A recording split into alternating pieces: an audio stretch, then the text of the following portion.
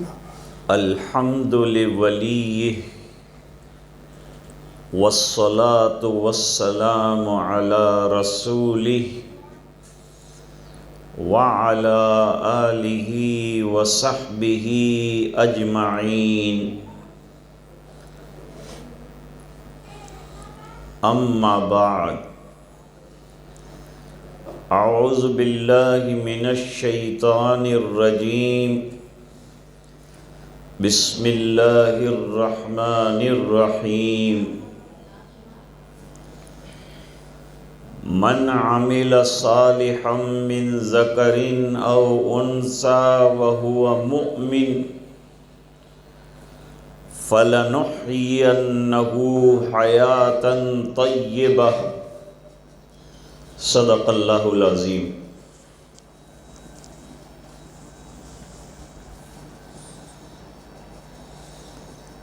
ماشاء اللہ ماں بہنوں نے علماء کو اور مہمانوں کو ناشتہ کرایا اور وصول بھی کر لیا۔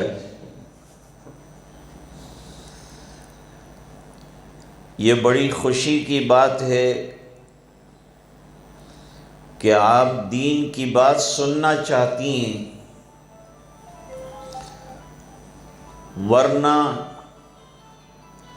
شہروں کی زندگیاں ایسی ہیں، اتنی مصروف ہیں کہ لوگوں کے پاس مرنے کا بھی وقت نہیں ہے۔ ایک آفیسر کے پاس گئے تھے کسی کام کو لے کر، اس سے کہا صاحب یہ کام کر دیجئے ذرا وقت نکال کر۔ اس نے کہا میں اتنا مصروف ہوں کہ میرے پاس مرنے کا بھی ٹائم نہیں ہے۔ آج لوگوں کی مشغولیت کا عالم یہ ہے، لیکن آپ مبارکباد کے قابل ہیں کہ دین کی بات سننے کے لیے ایسے وقت میں جب کہ کھانا پکانا ہے، گھر والوں کے لیے تیاری کرنی ہے، آپ نے وقت نکالا۔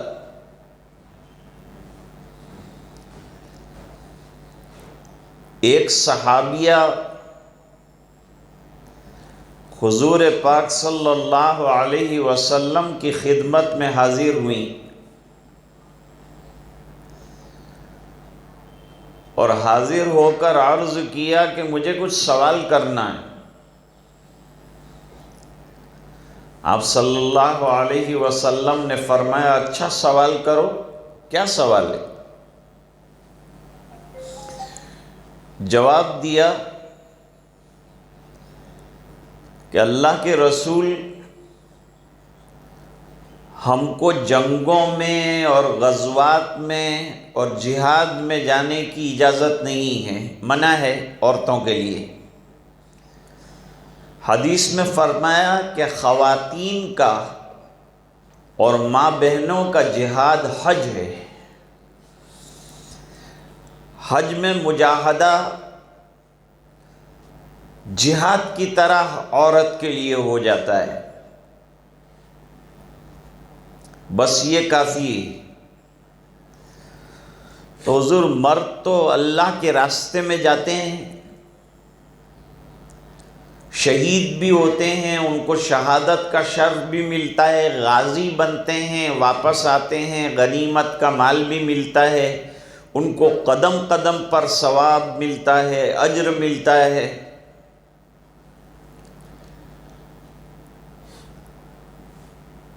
اور ہم یہ مجاہدین اور صحابہ کرام کے بچے سنبھالتے ہیں، گھر کی نگرانی کرتے ہیں، شوہروں کی عفت اور پاک دامنی کی حفاظت کرتی ہیں، تو ہم تو ثواب سے محروم رہ گئی۔ اگر ہم کو بھی اجازت ملی ہوتی تو اللہ کے راستے میں ہم بھی نکل جاتی، تلوار چلاتی، میدان میں اترتی۔ لیکن یہ تو موقع ہم کو ملتا نہیں، تو پھر اجر میں ہم پیچھے رہ جائیں گے۔ حضور پاک صلی اللہ علیہ وسلم نے فرمایا، اے میرے صحابیوں، تم نے اس سے ذہین کوئی عورت دیکھی ہے جس نے اتنا بہترین سوال کیا ہو؟ آخرت کے بارے میں، جنت کے بارے میں، ثواب کے بارے میں، اجر کے بارے میں ایسا بہترین سوال کرنے والی کوئی خاتون رہی ہے؟ نہیں رہی۔ پھر حضور پاک صلی اللہ علیہ وسلم نے جواب دیا کہ اللہ تعالی خواتین کو اور عورتوں کو بھی محروم نہیں فرمائے،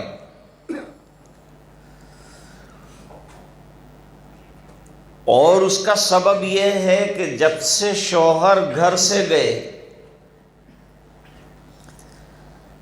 اور خاتون نے گھر کو سنبھالا، بچوں کی تربیت کی، ان کو پڑھنے کے لیے بھیجا، دینی تعلیم کا خیال رکھا، شوہر کے مال کا، اس کی عزت کا پاس و لحاظ رکھا، شوہر جس دن گھر سے نکلا، لڑا، واپس آیا، وہاں تک اللہ تعالیٰ نے جتنا اجر اس کو اتنی محنت پر دیا ہے، عورت کو گھر میں بیٹھنے پر دے دیا ہے۔ اس پر اللہ تعالیٰ نے اتنا بڑا اجر دے دیا۔ حدیث میں فرمایا کہ خاتون جب گھر میں جھاڑو لگاتی ہے تو جھاڑو کے پہلے جھپاٹے پر اللہ تعالیٰ اس کی مغفرت فرما دیتے ہیں، اور جب اس کا بچہ پڑھنے کے لیے جاتا ہے اور مکتب کے اندر بسم اللہ الرحمن الرحیم پڑھتا ہے تو اللہ تعالیٰ فرشتوں سے کہتے ہیں، دیکھو اس خاتون کے بچے نے میرا نام لیا ہے، مجھے رحمان اور رحیم کہا ہے، لہذا ماں باپ کی مغفرت کر دو۔ ایک حدیث شریف تو اس سے بھی زیادہ عجیب ہے۔ اللہ تعالیٰ نے جنت کے 8 دروازے بنائے ہیں، جہنم کے 7 دروازے بنائے ہیں۔ جنت اس لیے بڑی بنائی اور وسیع بنائی کہ اللہ کی رحمت وسیع ہے، تو اللہ بتانا چاہتے ہیں کہ میرے غضب سے زیادہ میری رحمتوں کا سلسلہ جاری ہے۔ ایک خاتون کا انتقال ہو جاتا ہے، دنیا سے ہر ایک کو جانا ہے، اور ہمیں آخرت کی تیاری کے لیے اللہ نے دنیا میں بھیجا ہے۔ تو فرماتی کہ ایک عورت جنت میں ایک خاتون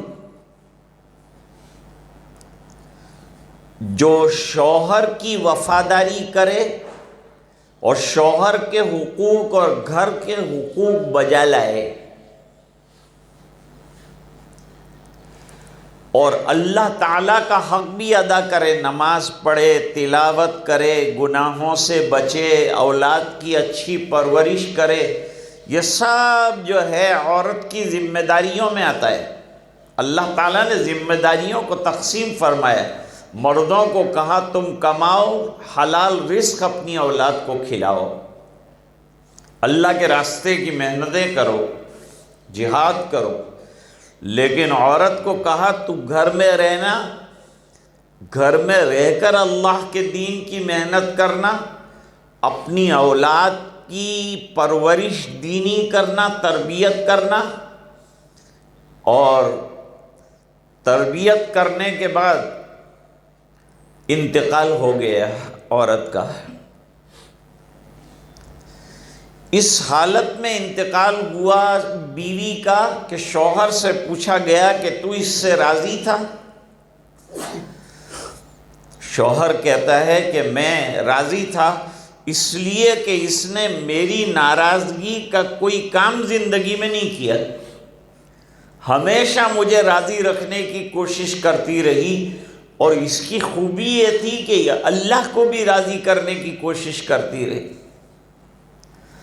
حدیث شریف میں فرمایا کہ ایسی عورت کو جنت کے 8 دروازوں سے فرشتے پکاریں گے کہ اے خاتون تو یہاں سے آ جا، اے خاتون تو یہاں سے داخل ہو جا، اے خاتون تو یہاں سے داخل ہو جا۔ ورنہ جنت کے 8 دروازوں میں جس کو نماز سے عشق ہے اس کو باب الصلاۃ سے داخل کریں گے، جو اللہ کے راستے میں بہت زیادہ خرچ کرتا ہے اس کو باب الزکوٰۃ سے داخل کریں گے، اور جو بہت کثرت سے روزے رکھے، فرض کے علاوہ نفلی روزے بھی رکھے، تو اس کو اللہ باب الریان سے داخل کریں گے۔ جیسے جیسے جس کے اعمال ہوں گے ویسے ویسے اس کو اس دروازے سے پکارا جائے گا، اور اس دروازے سے اس کو جنت کے اندر داخلہ ملے گا۔